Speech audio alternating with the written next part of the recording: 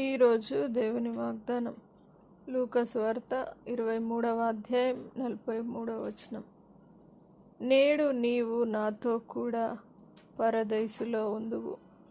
యేసుక్రీస్తుల వారు సిలువలో పలికిన రెండవ మాటను మనం చూస్తూ ఉన్నాం.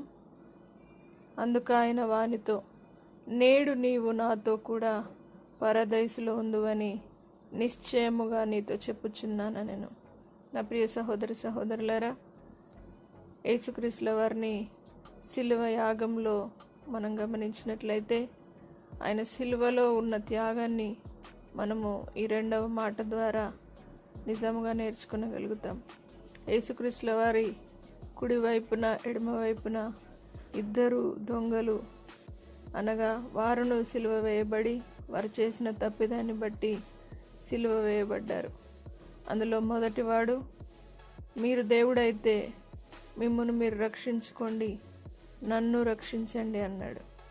ఆ తర్వాత రెండవ వాడైతే, మాకిది తగును, కానీ మీరు నన్ను రక్షణలోనికి తీసుకురండి ప్రభువా అని అతను వేడుకున్నప్పుడు రెండవ వాడితో దేవుడన్న మాట, అందుకు ఆయన, నీవు నాతో కూడా పరదైసులో ఉందువని సెలవిచ్చాడు.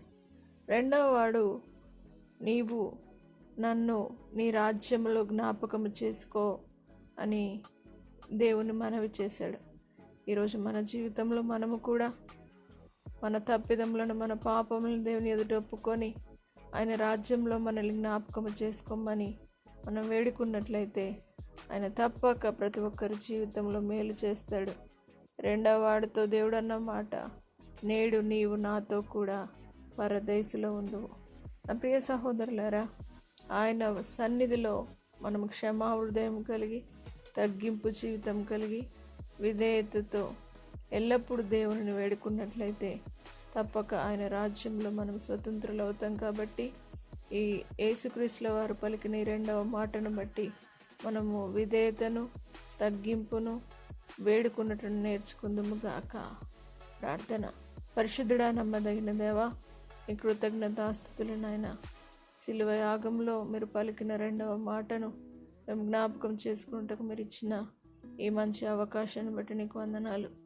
అవును ప్రభువా, గర్వము, అహంకారము మొదటి వాని వలె, మొదటి దొంగ వలె ఎవరికి రాకుండును గాక. దేవా, రెండవ దొంగ వలె దేవా, ఎవరైతే వారి తప్పిదములు చేసి ఉన్నారో వాటిని ఒప్పుకొని విడిచిపెట్టి నీ రాజ్యంలో నన్ను జ్ఞాపకం చేసుకోమని అడిగేవారిగా ఉందురుగాక. మీ పరలోక రాజ్యంను